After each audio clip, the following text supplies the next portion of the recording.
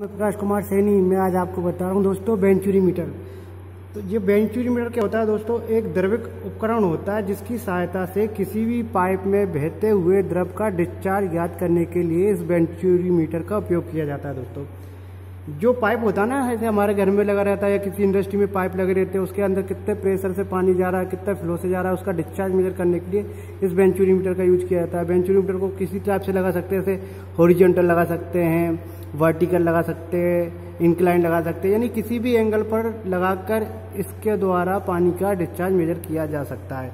तो ये हमारे पास एक वेंचुरी मीटर टेस्ट स्ट्रिक रखी है, तो उसको मैं बताता हूँ। तो इसमें क्या क्या चीज़ निकालते हैं दोस्तों। सबसे पहले क्या रहता है, ये वाला पोर्शन रहता है, ये वाला, ये एक्चुअल, ये थ्योरेटिकल डिस्चार्ज मेजर करने के लिए रहता है, और ये वाला रहता है एक्चुअल डिस्चार्ज करने के लिए। तो दो टाइप से निकालते हैं, एक तो एक्चुअल डिस्चार्ज निकालते हैं, किसी पाइप में कितना एक्चुअल डिस्चार्ज हो रहा है, और एक तरफ से निकालते हैं थ्योरेटिकल डिस्चार्ज। तो जो कोएफिशिएंट डिस्चार्ज निकालते हैं वो Q actual upon Q theoretical discharge निकालते हैं। तो हम दोनों तरह से डिस्चार्ज निकालते हैं। तो सबसे पहले ये वेंचुरी मीटर रहता है, जो पानी का फ्लो होता है वो इधर से आता है, इसके बाद भी बाईपास वाला भाग होता है, बाईपास से बाईपास को हम कंट्रोल करते हैं। फिर पानी यानी जो भी पानी हो, ऑयल हो, कोई सा भी चीज़ हो, वेंचुरी मीटर इधर से आता है। तो वेंचुरी मीटर के अंदर देखना, ये वाला डायमीटर कम रहता है, इसकी लेंथ भी कम रहती है, और ये वाला, तो इसमें तीन भाग रहते हैं। एक रहता है डायवर्जन, कन्वर्जन रहता है, सेकेंड रहता है थ्रोट रहता है, थर्ड रहता है डायवर्जन। तो ये किस तरीके से काम करते हैं मैंने एक फिगर बनाया, उसके बारे में आपको समझाऊंगा। सबसे पहले इसको चालू करते हैं। चालू करने के पहले सबसे पहले इसके अंदर जितनी सारी एयर रहती है, एयर को निकाल लेते हैं, इसके बाद ही हम इसके अंदर रीडिंग ले सकते हैं। तो मैं आपको इसको एक्सपेरिमेंट बताने से पहले मैं आपको इसके बारे में एक फिगर के बारे में समझाता हूँ। फिगर के बारे में समझाने के बाद आपको फिर एक्चुअल पता चलेगा। तो दोस्तों मैंने ये एक फिगर बनाया है, मैं आप इसको फिगर के द्वारा समझा रहा हूँ। वेंचुरी मीटर क्या होता है। सबसे पहले क्या रहता है, ये पूरा वेंचुरी मीटर का अंदर का कट सेक्शन मॉडल इस तरीके से रहता है। इधर इनलेट पाइप यानी पानी का पाइप इधर से आता है, ये पाइप से कनेक्ट रहता है, पानी इधर से आता है। उसका डायमीटर है 2.8 इसका डायमीटर है।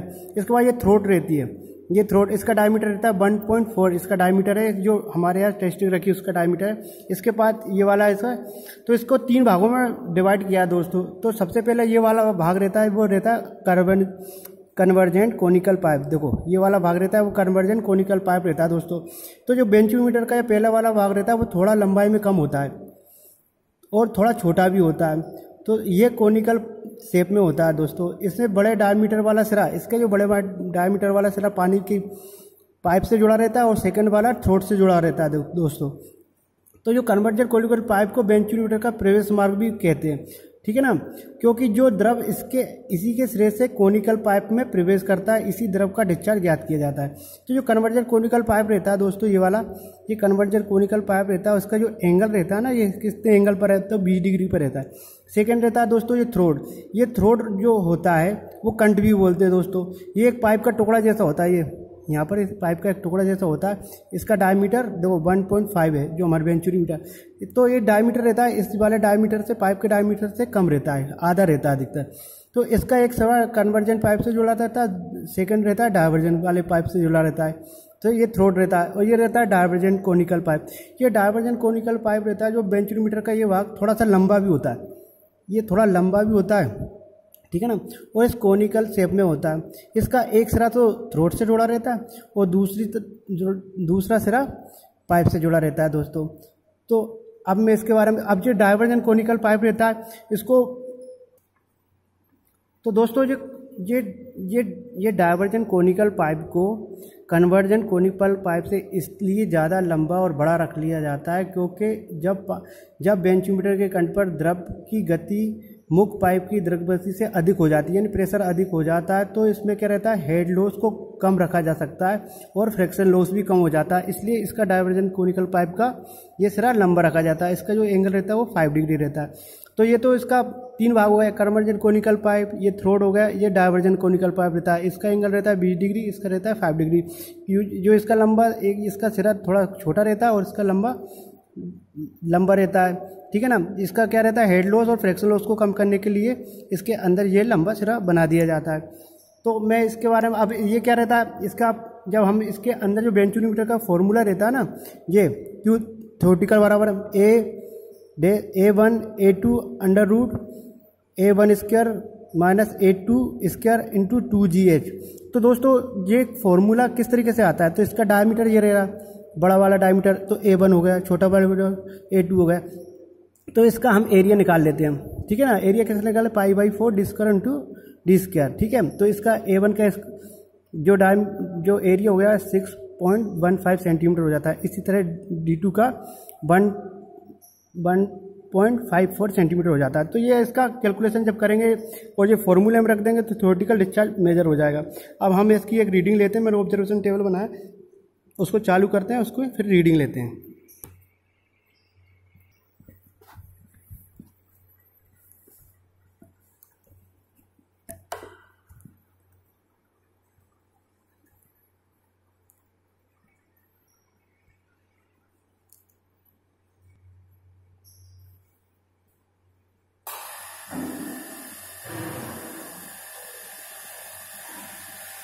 तो इसको चालू करने से पहले इसके अंदर देखो पानी भी गिरने लग जाता है, इसमें आवाज़ बहुत सारी आती है। तो क्या रहता है, सबसे पहले एयर बबल्स निकालना पड़ता है। तो इसके अंदर एयर बबल्स को निकालना पड़ता है।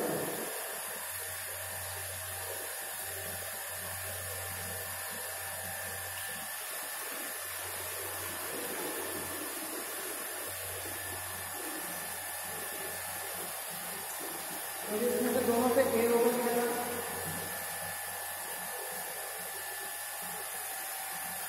अब इसकी एयर बबल निकलना चालू हो गया। तो दोस्तों हमने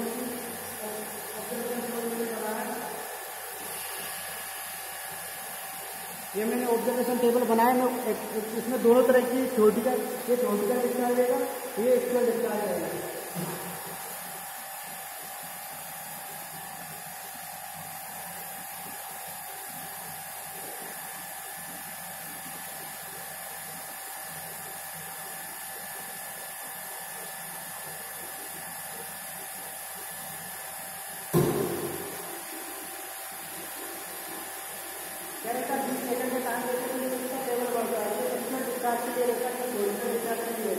एक्चुअल डिस्चार्ज के लिए इसका जो टैंक का जो एरिया रहता है 50 इंटू 40 यानी 2000 सेंटीमीटर स्क्वायर होता है। क्यों एक्चुअल निकालने की इसकी जरूरत पड़ेगी।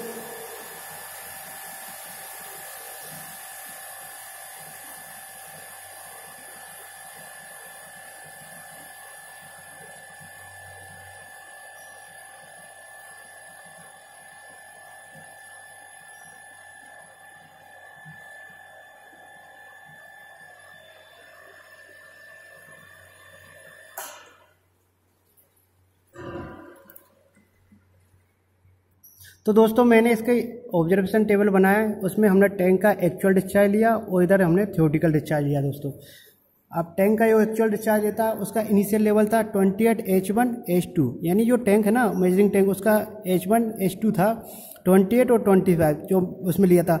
अब कितने टाइम इन सेकंड में भरा था, इसमें 10 सेकंड में भरा था। तो क्यों एक्चुअल निकाल लीजिए, फॉर्मूला रहता है H1 माइनस H2/T, यानी इसका टैंक का एरिया था दोस्तों 2000 सेंटीमीटर स्क्वायर इंटू 28 माइनस 25/30। तो क्यू एक्चुअल इसका आप कैलकुलेशन भी कर सकते हो। तो क्यू एक्चुअल आता है 50 यानी 560, ठीक है। इसी तरीके से मैनोमीटर की रीडिंग लिया था जो थ्योरेटिकल के लिए, तो उसका आता है 28.6 और 22.7।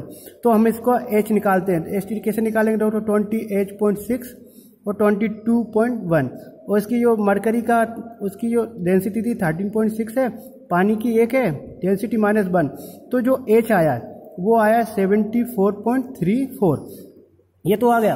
अब इसके बाद ये फॉर्मूला था A1 स्क्वायर A2 स्क्वायर, ठीक है, A1 into A2 under root A1 square minus A2 square under root 2GH। तो जो इसका एरिया हमने निकाला था, ये एरिया निकाला था ना 6.15 सेंटीमीटर, तो A1 था और A2 था 1.54 सेंटीमीटर। तो हमने इस फॉर्मूले में इसको रख दिया, तो 6.15 इंटू 1.54, ये उनका फॉर्मूले में रखने के बाद टोटल थ्योरेटिकल डिस्चार्ज आया 607.2। अब कोफिशिएंट ऑफ डिस्चार्ज कितना आया दोस्तों, कोफिशिएंट डिस्चार्ज होता है एक्चुअल डिस्चार्ज अपन थ्योरेटिकल डिस्चार्ज, तो 560 डिवाइडेड बाय 607.2 बराबर 0.92 इसका एक्चुअल डिस्चार्ज आता है। ठीक है ना। तो डिस्चार्ज मेजर करने के लिए बेंचोमीटर का यूज किया जाता है। तो इस तरीके से आप खुद एक्सपेरिमेंट कर सकते हो, ठीक है, और इसका डिस्चार्ज मेजर कर सकते हो। तो दोस्तों ये वीडियो आपको अच्छा लगे तो लाइक करना, शेयर करना, सब्सक्राइब करना। मैं Prakash Kumar Saini, JP university Guna, Madhya Pradesh. Thank you.